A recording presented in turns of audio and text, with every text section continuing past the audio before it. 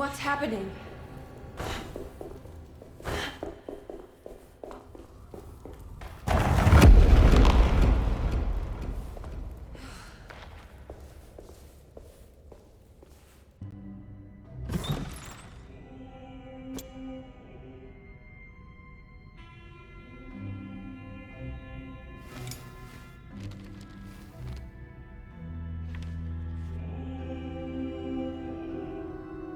Acknowledge psychological trauma. Break through the barriers of self-deceit, temper, manic behavior.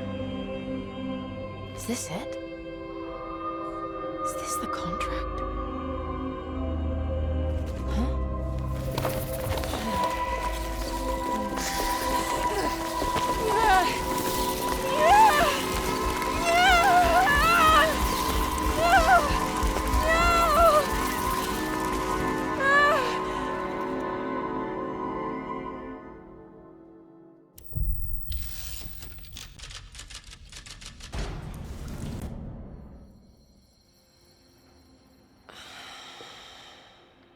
Oh, Jeremy. How much pain and suffering you could have prevented. Emily? What are you doing? Detective, how is your investigation going? Well, I still have no clue where Jeremy is, but I think I know why he's hiding. This place is full of lunatics planning to perform some kind of ritual tonight. Well, that sounds ridiculous. Or rather would have just a day ago. It gets worse. I have reason to believe they killed anyone who didn't want to go along with the plan. Detective, have you encountered any monsters tonight? I just told you, I think they killed people. Beauregard, the author, Perosi, the singer, Mr. Waits, the clerk, Mr. Chance, the gardener, they're all missing. No, I mean, have you fired your gun tonight? Of course not. They wouldn't just kill outsiders like that. It would bring too much attention. But you should keep your eyes open. So you haven't seen anything strange? Been anywhere else? What are you trying to tell me, Emily? Are you in some kind of danger? Let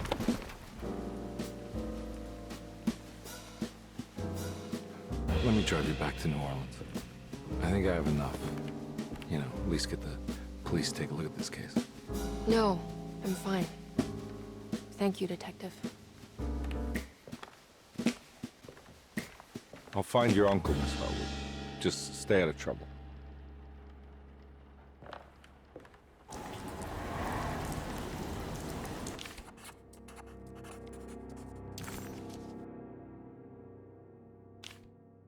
He must first acknowledge psychological trauma in order to proceed. The lying must stop, so we can break through the barriers of self-deceit. Finally, temper manic behavior. Medicine has failed me. Nothing can be done to dispel the hardwood curse. Only the sacrificial dagger may release the despair from Jacob's eye. Yet, doing so would be the doom of Derceto. Let this curse of mine be a weapon for once. I accept your demands, oh, crawling chaos. Build your prison around this godforsaken hospital. When evil has been starved, I will stay buried forever.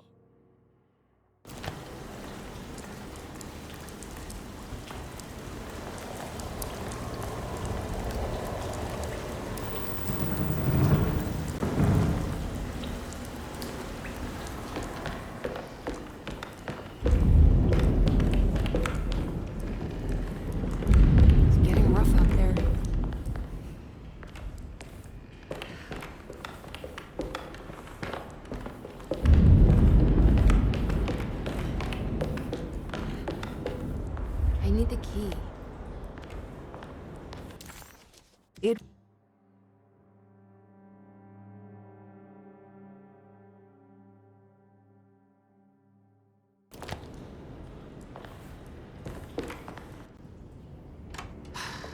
we can just get rid of Jeremy, everything will go back to normal. That reminds me. I saw Miss Emily earlier. You remember her? You know she's Jeremy's niece. She's looking for him. That's right. She's helping us, in her own way. as long as she don't stand in the way of the mother of 1,000 young. I don't think she knows or cares about that. She just here for Jeremy. I've been more worried about that Detective Carnby fella. He been snooping around asking all kinds of questions. God, it hurts. I wish you would stop doing that. Gives me the heebie-jeebies.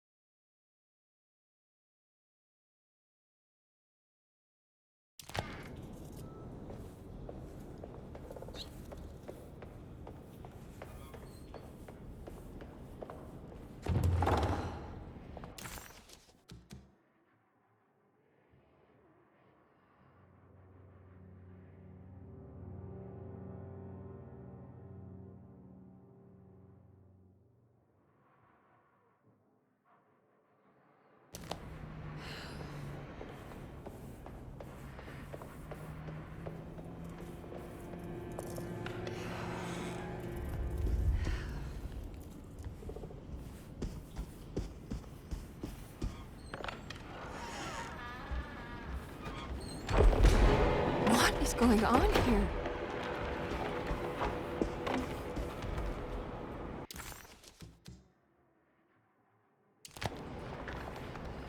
It's blocked.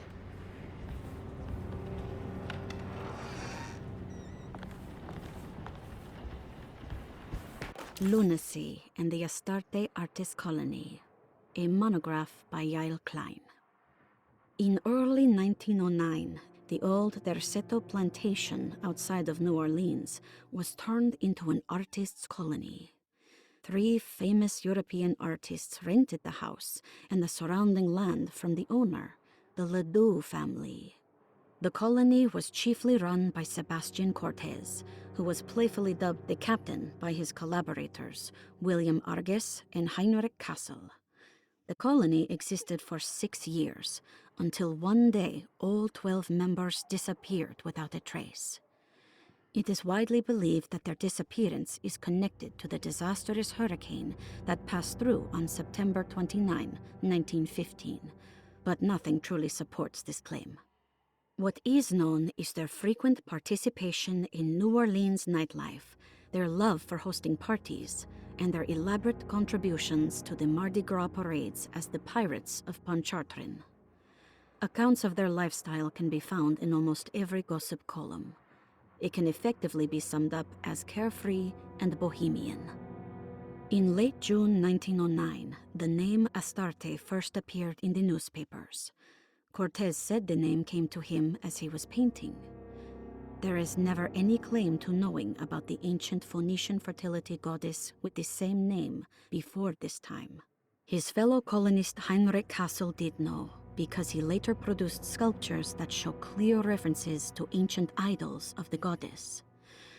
It's impossible to know for sure how this name suddenly made an appearance, but it is interesting because of Derceto's history. Even the name Derceto is the Greek name of a Syrian fertility goddess. In the case of naming the plantation, Derceto was certainly not an accident. We know that Elijah Pickford intended to build a temple for his cult, for he had distributed pamphlets 2 years prior to the purchase of the land, advertising his intentions. His followers were estimated to be almost 100 men and women, mostly sailors, Maroons, and Cajuns, when the plantation was built. To outsiders, Derceto registered as an ordinary slave plantation, which enabled Pickford and his flock to remain hidden for decades. The official story is that the cult lasted until 1862, when the Union Army came and burned down the plantation and scattered all who lived there. Following the Civil War, new people started to congregate in the ruins of Derceto to invent a new fertility goddess, the Shub-Niggurath. As much as Derceto is a particular name to have heard of, it's not entirely uncommon among the learned. Astarte is equally known and could have been subconsciously chosen by well-read artists. Shub-Niggurath is, on the other hand, very uncommon. Almost impossible that anyone in Louisiana would have heard that name. The name is referenced only in rare books like Unaussprechlichen Kulten and the Necronomicon, and is believed to be a bastardization of Arabic words meaning pertaining to the dark young. The few paragraphs printed on the goddess are so upsetting that no one in their right mind would want to build a religion resting on such qualities. The Shub-Niggurath cult was hard to get rid of, but it is believed that despite the police jailing and killing several cultists over the years, the main culprit in the cult's demise is the cult itself, which seems to line up with every instance of cult activity on Derceto's grounds. When Captain J.W. Norton of the Union Army arrived, he described the people at Derceto as malnourished and maniacal. As much as the army tried to save them, they fought back with fervor, as if nothing was going to stop them from slowly destroying themselves. While the disappearance of the Astarte Artis colony remains a mystery, the recurring motif seems to suggest that their fate involved lunacy and a hunger for self-sacrifice to that fertility goddess with 1,000 names.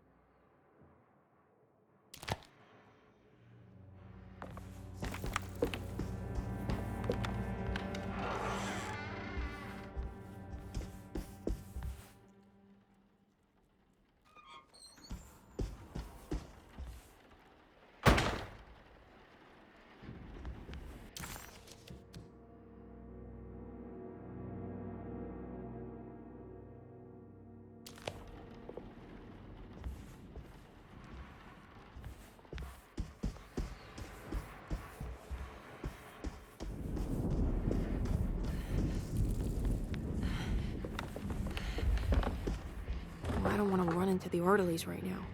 I should find another way.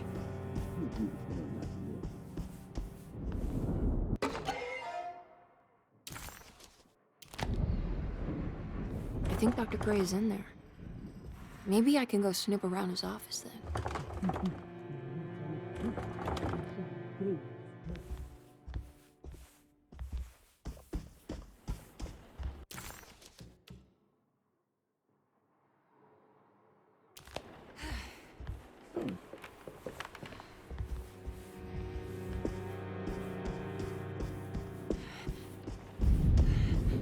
It's blocked.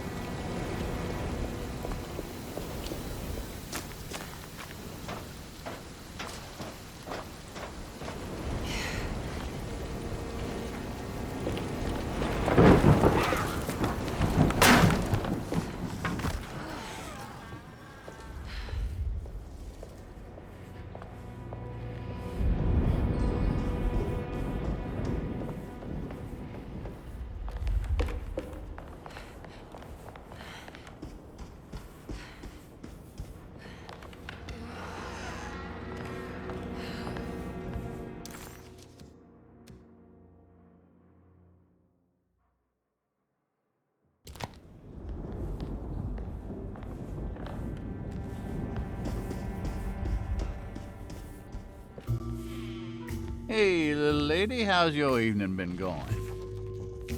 Ups and downs, I suppose. I hear that. We all live in the life of an elevator operator. Are you alright, sweetie? Do you want to see my mask, miss? I'm making it for St. John's.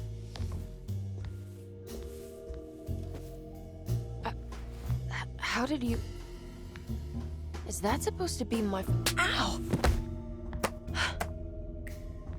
You should learn your place, little girl. Why are you acting this way? What did I ever do to you?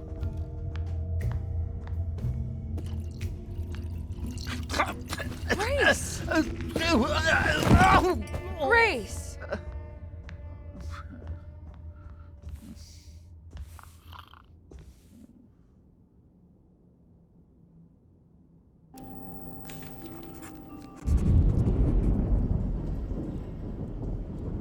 The mask had reminded Emily of her father. It didn't seem like a chance connection, but a purposeful reference made by that child. How could Grace have known what he looked like, and that it would upset Emily so? And why would she use those words? Emily felt like it was beyond strange. It felt impossible. Did it even happen? Was she losing her mind?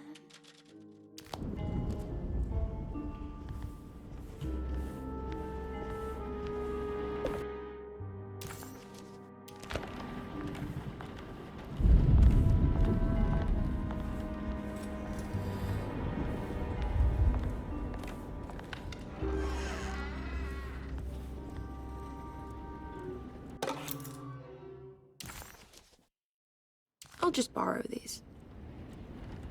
At least he's breathing. I'll just let him sleep it off.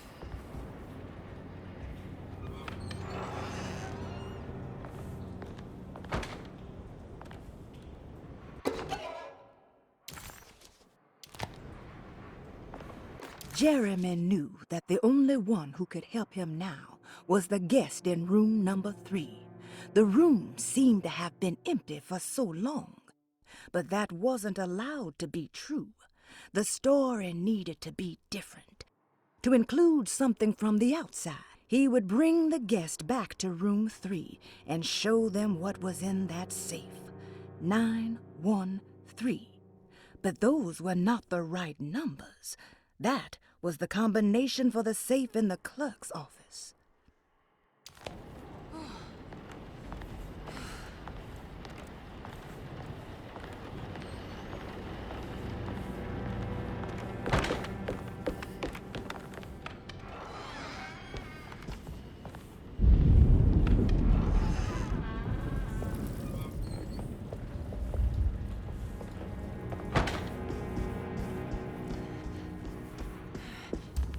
There's something missing.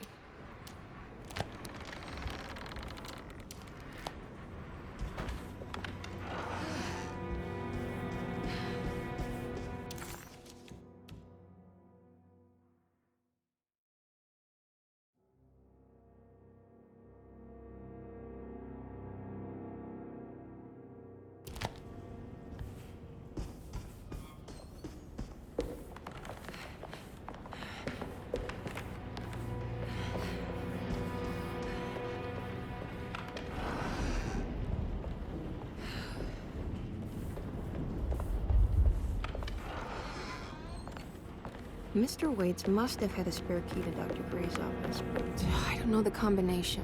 Wait, maybe I do.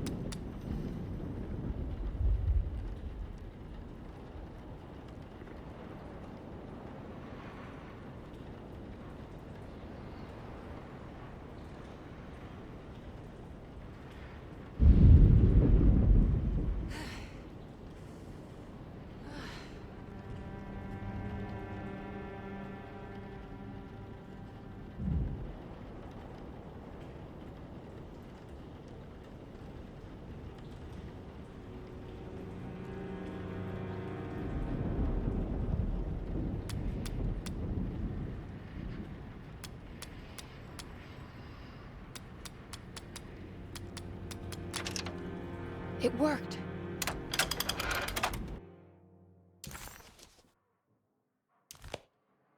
The last guest in the empty room suffered from severe maladaptation. I must write this down, because if I understand the condition sufficiently, it could make me deny this fact at a later date, and there is reason for me to think I may come to suffer the consequences from this dysfunction, as some who came in contact with the guest seemed to adopt a new worldview in which everything was predetermined but broken. Upon accepting this worldview, some memories became unmanageable and later rejected. I do not know what this means. I cannot even remember the fate of the guest. I think they were simply misplaced one day and forgotten. Just like all documents pertaining to this guest, they have all been destroyed, or they never existed in the first place. Who wrote this? There has never been a guest in the empty room.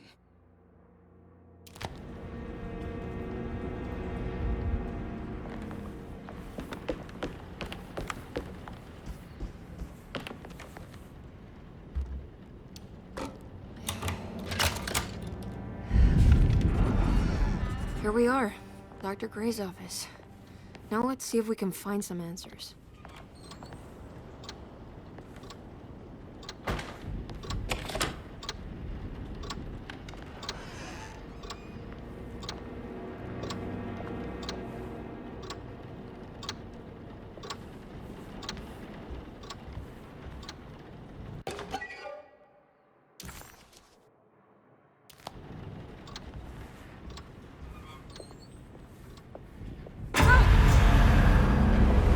This can't be.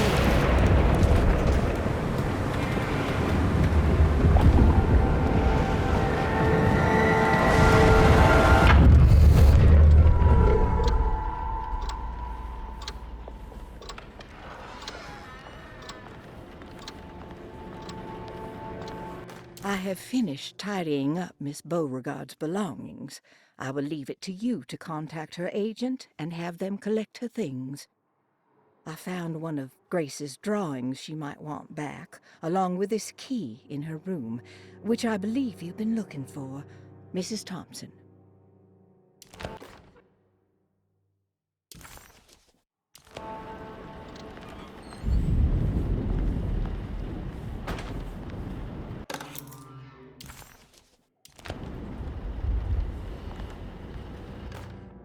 Dearest Dr. Manzetti, I find myself in a losing battle with my patient. As I've disclosed in my previous letter, his delusions have him completely captured. It's bad enough that he is torturing himself with paranoia, but his madness turns out to be quite persuasive to others, effectively laying the ground for mass delusion. I am writing to you in hope that you can give me some guidance. Beyond my ambition to avoid devastating surgery on my patient, I have grown worried about my own defenses. The words of my patient are deranged, yet they often resonate with something primitive within me. I have tried photographing his brain with X-rays. It was surprisingly difficult to get good results. Dark blotches on the plates kept obscuring all details. My patient looked at the bad plates and cried out in terror, telling me the dark areas was the shadow of the worm eating him from inside. I could not see anything out of the ordinary. I hope this is a sign that my mind is not as receptive to the madness as I had feared.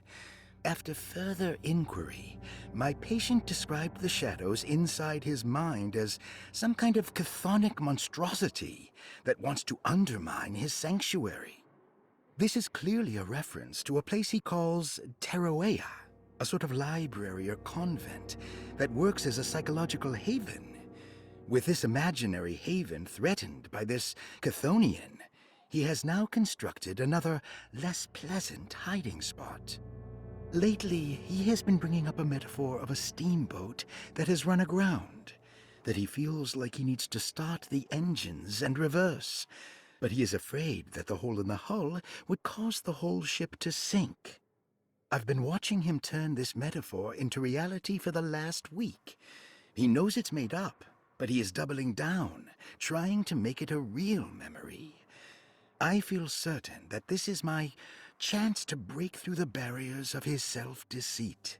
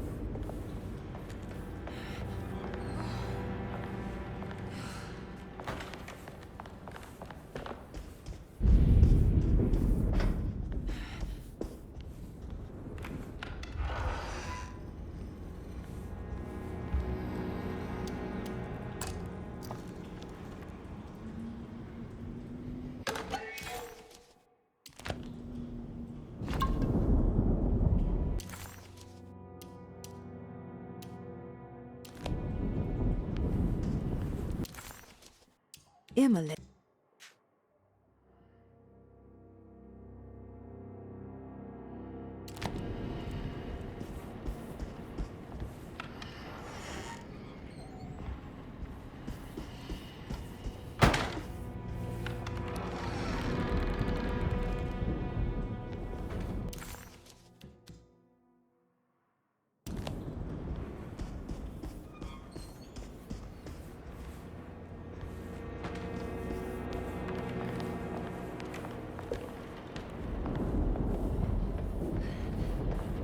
I can't leave yet. I need to get Jeremy out of here.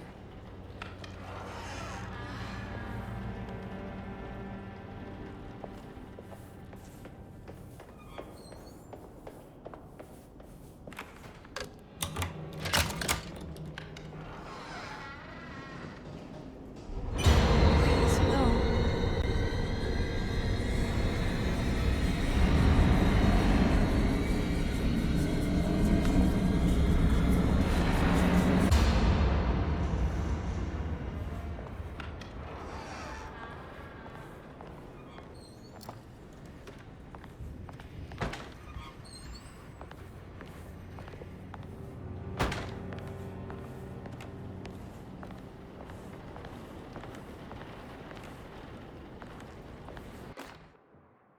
Sometimes I think this place makes me worse. That Derceto might be my grave. A coffin made of ostentatious architecture. A Taj Mahal for the drunken depressed. There's something about Derceto. Something about Dr. Gray. Like we all pretend that we're here to get better, when in fact we are here to be forgotten.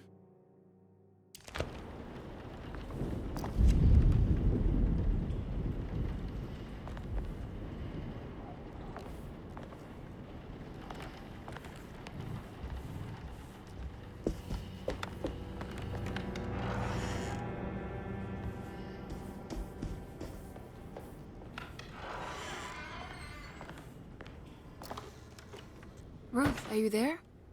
No. Of course not. Castle built the zoetrope as an exercise in animation. He is very interested in moving pictures and has even ordered an aeroscope camera for the colony. I'm looking forward to seeing what kind of phantasmagoria he will produce. For now, his zoetrope entertains me greatly. It's not the little man passing his head, while quite humorous. It's the spell of that flickering light as it rotates. I swear, it takes me back to my childhood in a most profound way.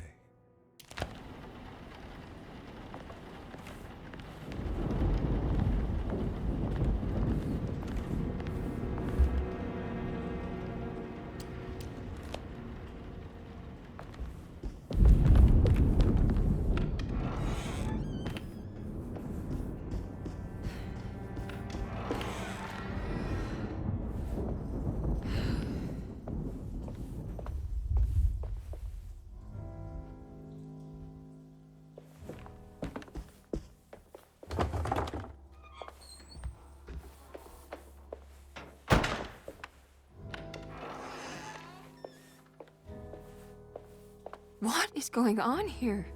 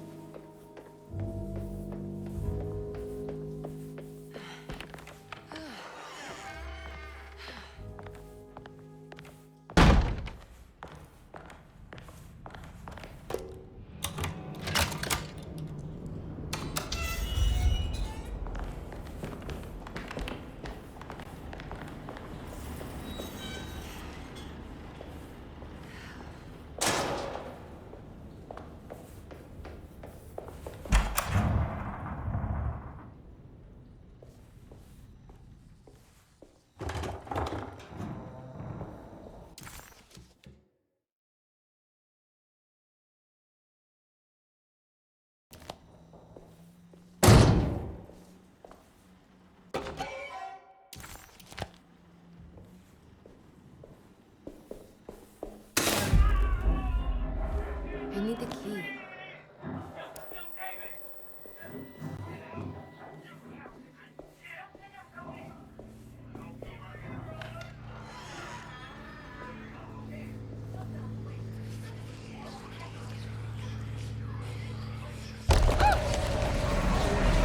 What's happening?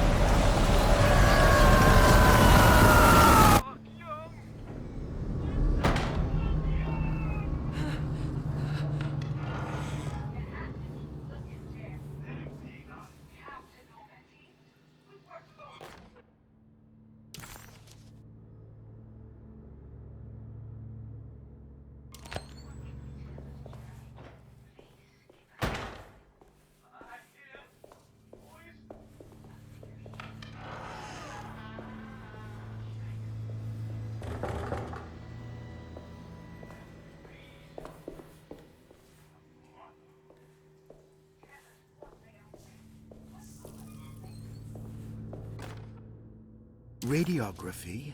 Patient Jeremy Hartwood. Date June 14, 1930. Plates. Jeremy's skull proved difficult to capture properly. Partial radiographs worked best. A complete picture of the brain can be assembled by piecing 3 plates together. Observations. Even when looking at an assembled version, a shadow covers significant parts of Jeremy's brain. Possible tumor, but more likely that the equipment is failing. Jeremy reacted strongly to the pictures and claimed to see a giant clay worm eating and displacing his memories. Notes. While this exercise has left me nowhere closer to an answer, I feel confident that a Burkhart lobotomy should sever all necessary parts.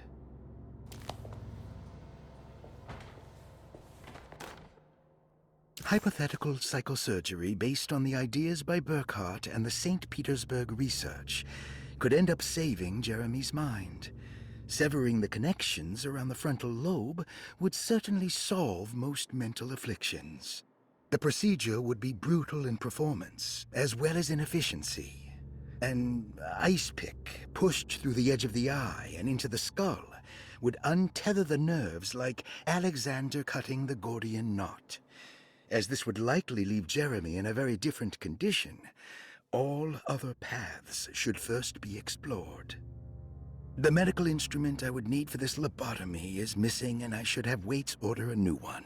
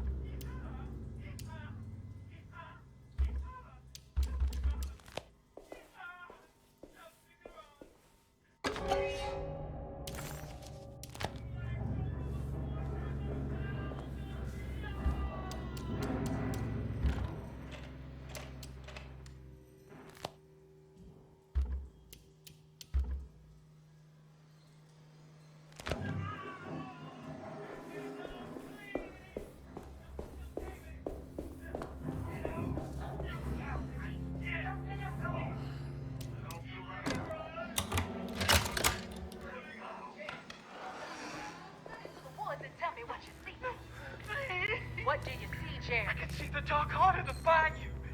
It's surrounded. What, Jeremy? Dark young. 1,000 young!